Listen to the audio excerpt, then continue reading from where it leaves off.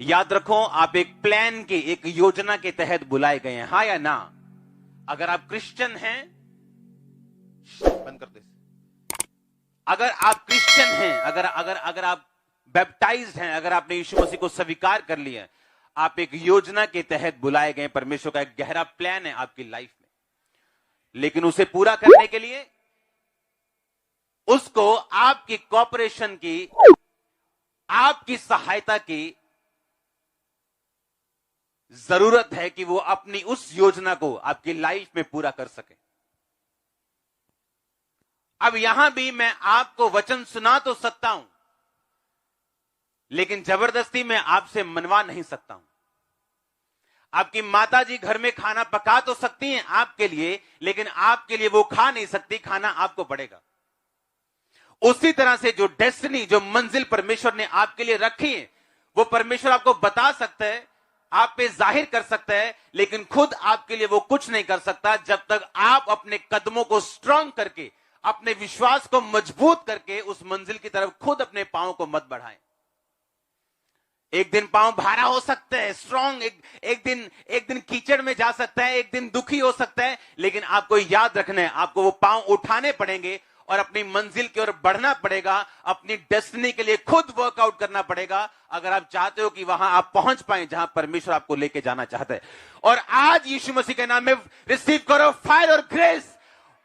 मैंने कहा रिसीव करो फायर और ग्रेस यीशु मसीह के नाम में, उस मंजिल तक पहुंचने के लिए जो परमेश्वर ने आपके लिए तैयार करके रखी है।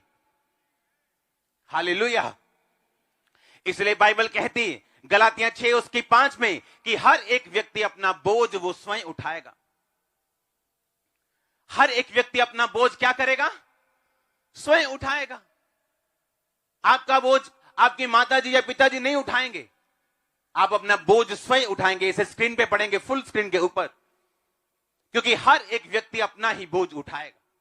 For every man shall bear his own burden, कि हर एक बंदा अपना बोझ स्वयं उठाएगा,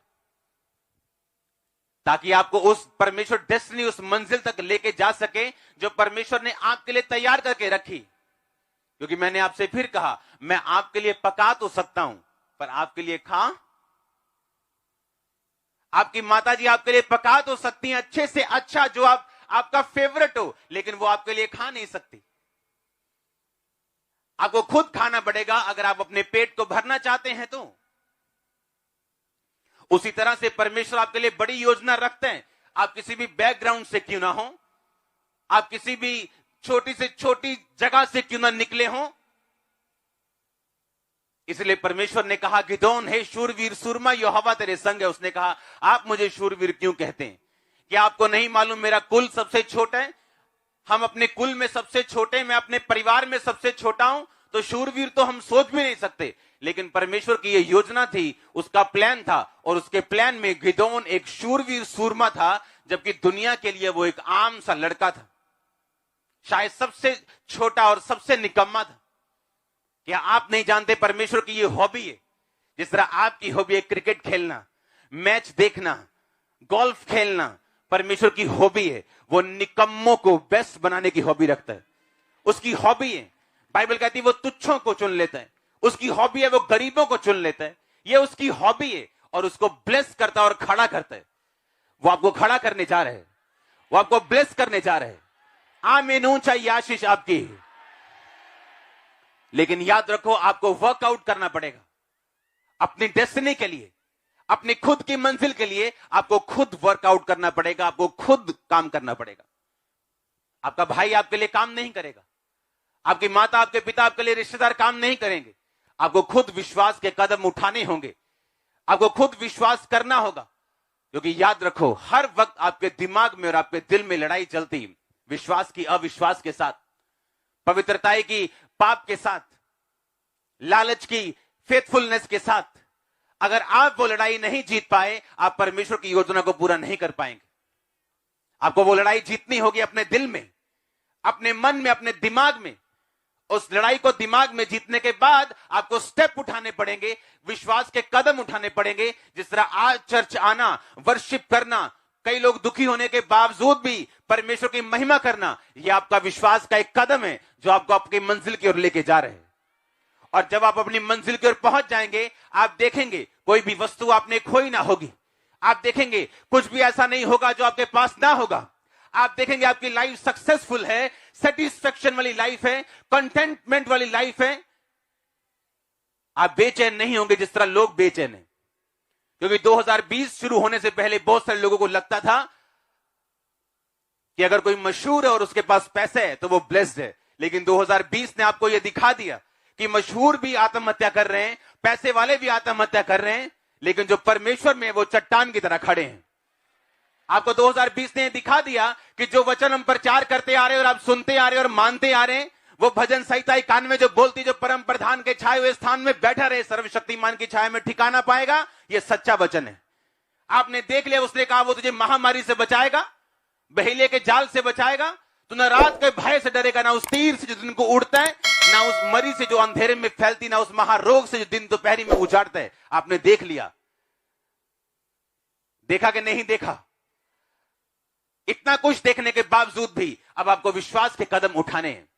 जो फाइट आपके दिमाग में चल रही, उस फाइट को आपने जीतना है, उस लड़ाई को जीतना है और विश्वास को मजबूत करके अपने कदमों को आगे लेके जाना है और जीत आपके कदम चूमेगी यीशु मसीह के नाम में। आपको सक्सेस के लिए भागना नहीं पड़ेगा, आपको सक्सेस के लिए रोना नहीं पड़ेगा, विश नहीं करनी पड़ेगी। आप जीवित परमेश्वर की संतान होंगे जिनके लिए सक्सेस उनकी डेली लाइफ का हिस्सा होगी। आमीन। ऊंचाई आशीष आपकी। हालेलुया। हर एक व्यक्ति को वर्कआउट करना है, काम करना है अपनी खुद की मंजिल को पाने के लिए। अपने पड़ोसी को बोलो, तेरी मम्मी खाना बना सकती है पर तेरे लिए खा नहीं सकती। आमीन। आपको खुद खाना पड़ेगा। कोई आपके लिए बना सकता है लेकिन खिला आप खाएंगे खुद ही। वो आपके लिए खा नहीं सकता कि आपका पेट भर जाए, कोई और आपके लिए खा ले। तो मैं आपको वचन सुना सकता हूं, आपको गाइड कर सकता हूं। आज टेस्टिमनीज जो आपने सुनी, तारीफ करो उन टेस्टिमनीज के लिए।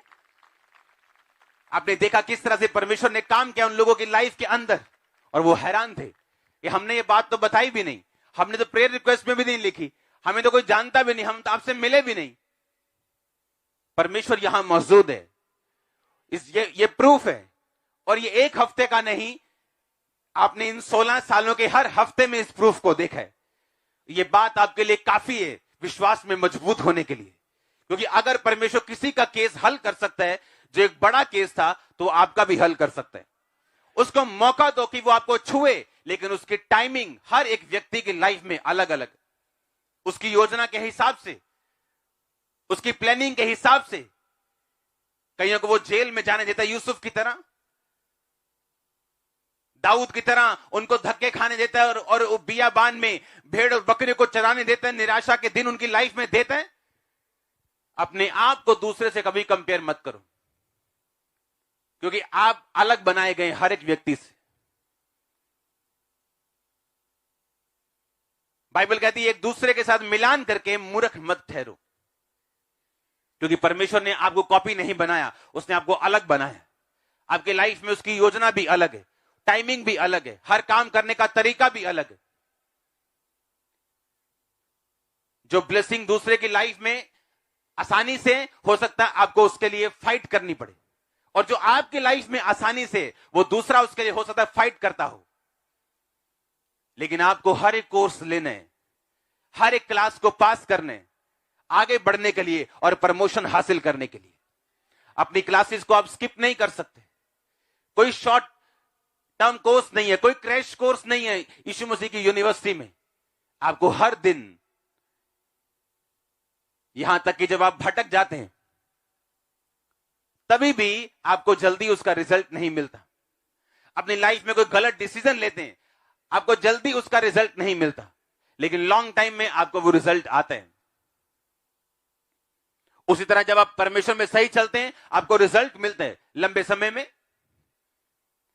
इसलिए परमेश्वर ने कहा, जो मेरी बातों को सुनता और उन्हें मानता है, वो ऐसे व्यक्ति के समान है जिसने अपना घर चट्टान पर बनाया। जब आंधी आई और तूफान आए, वो घर कहीं नहीं गया।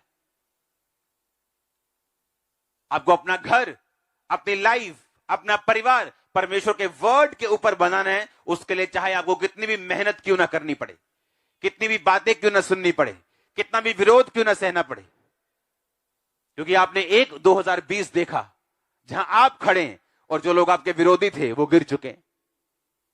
अब आपको मालूम हुआ कि क्यों शैतान मुझे भी इसी लाइन में लेके आना चाहता था। और अभी तो एक 2020 है।